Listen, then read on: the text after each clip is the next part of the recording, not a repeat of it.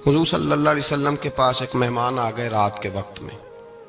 جب وہ آئے تو حضور نے پوچھا کھانا کھانا ہے؟ تم نے کہا کھانا ہے. جھوٹ اور بھوک کو جمع کرنا منع ہے. کہا جی کھانا ہے. تو حضور صلی اللہ علیہ وسلم نے فرمایا ازواج مطہرات کے گھروں میں پتہ کرو کچھ ہے. حضرت ام سلمہ کے گھر میں پتہ کیا تو کہا یا رسول اللہ 4 دن سے روٹی نہیں پکی. حضرت زینب سے پوچھا تو کہا حضور کئی دن سے چولہا ہی نہیں جلایا. حضرت عائشہ صدیقہ، حضرت میمونہ، حضرت سودا، تمام گھروں سے بظاہر یہ 2 جہاں کے شاہ ہیں پر پاس کچھ رکھتے نہیں. 2 جہاں کی نعمتیں ہیں ان کے خالی ہاتھ میں. ہر چیز ہے پر فقر اختیاری ہے. کوئی شے نہ ملی تو نبی پاک صلی اللہ علیہ وسلم نے مسجد میں اعلان کیا، فرمایا کون ہے جو میرے مہمان کو روٹی کھلائے؟ ان لفظوں کا حسن کوئی حسن والا ہی سمجھ سکتا ہے. فرمایا کون ہے جو میرے مہمان کو کھانا کھلائے؟ تو ایک صحابی لے گئے اور اٹھے وہ صحابی جو صحابہ میں غریب تھے، ایک انصاری جو غریب آدمی تھے. بہت زیادہ امیر آدمی اللہ کی راہ میں خرچ نہیں کر پاتا، اس کے لیے مشکل ہو جاتا ہے. اس کے لیے بہت امیر آدمی جو ہوتا ہے نا، وہ جتنا زیادہ امیر ہوتا ہے نا اتنی دیوار اس کے گرد کھڑی ہو جاتی ہے پیسوں کی، مشکل ہو جاتا ہے اس کے لیے. غریب آدمی کھڑے ہوئے. اگرچہ میرے محبوب کے غلاموں میں جو بڑے امیر تھے وہ بھی خرچ کرنے میں بڑے آگے تھے. حضرت عثمان غنی رضی اللہ تعالیٰ عنہ، حضرت عبد الرحمن ابن عوف، حضرت ابو بکر صدیق رضی اللہ. لیکن یہ غریب آدمی کا حضور میں لے جاؤں گا، میں لے کے جاؤں گا. اور یہ بخاری مسلم ہے.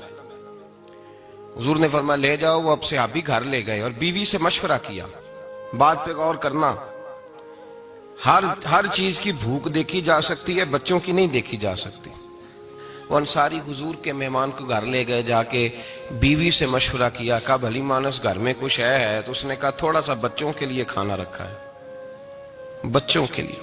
بچے تو بزدل کر دیتے ہیں، بچے تو آدمی کو بزدل کر دیتے ہیں، بچے تو مار دیتے ہیں، کلیجہ پھٹ جاتا ہے بچہ بھوکا ہو تو، نیند نہیں آتی. اب صحابی اپنی بیوی سے کیا کہتے ہیں؟ کہتے ہیں بچوں کو بہلا کے سلا دے، اور رسول اللہ کے لیے نہیں، رسول اللہ کے مہمان کے لیے. بھئی نبی پاک کے لیے نہیں، حضور کے. تجھ سے در در سے سگ اور سگ سے ہے مجھ کو نسبت، میری گردن میں بھی ہے دور کا پٹکا تیرا، تجھ سے در در سے سگ سگ سے ہے مجھ کو نسبت. لمبی بات ہے. کہ بچوں کو سلا دو. بی بی نے بچوں کو سلا دیا تو میاں بیوی کا مشورہ ہوا کہ مہمان کے ساتھ بیٹھ کے روٹی کھانا بھی سنت ہے. تو اب مہمان کے ساتھ بیٹھ کے کھانا بھی ہے تو کھانا ہے 1-2 آدمی کا. اب خاوند اپنی بیوی کو تیار کرتا ہے کہ میں بھی کھانے پہ بیٹھ جاؤں گا، تو بھی بیٹھ جانا. اور جب مہمان کھانے میں ہاتھ ڈال لے تو اٹھنا، کہنا او ہو دیا تو صحیح کیا ہی نہیں، ابھی بجھ جائے گا، اور جا کے دیا بجھا دینا. ہم ہاتھ ہلاتے رہیں گے، مہمان روٹی کھاتا رہے گا. اور یار اس درد کو، اس کیف کو سمجھو. گھر میں بچے بھی بھوکے، بچوں کی ماں بھی بھوکی، بچوں کا باپ بھی بھوکا. دسترخوان پہ روٹی لگ گئی، روٹیاں چون ڈالیں، بی بی اٹھی کہنے لگی او ہو چراغ تو صحیح کیا ہی نہیں، یہ تو بجھ جائے گا. حوصلے مند بی بی جس نے بچے بھوکے سلا دیے.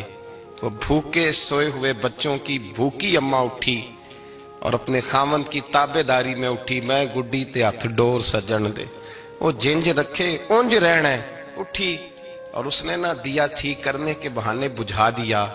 مہمان روٹی کھاتا رہا اور رسول اللہ کے نوکر قربانی دیتے رہے. وہ روٹی کھا کے سیر ہو کے بستر بچھایا تو سو گیا. یہ میاں بیوی ساری رات بچوں کی طرف دیکھتے رہے اور غور کرتے رہے اور راضی رہے کہ ہم نے حضور کا فریضہ نبھایا ہے. قربان جاؤں محبوب پہ، بے خبر ہو جو غلاموں سے وہ آقا کیا ہے.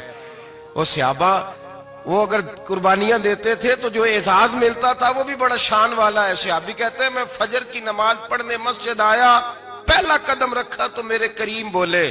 حضور نے فرمایا رات جو تو نے اور تیری بیوی نے عمل کیا ہے خدا کو بھی بڑا پسند آیا ہے، محمد مصطفیٰ کو بھی بڑا پسند ہے.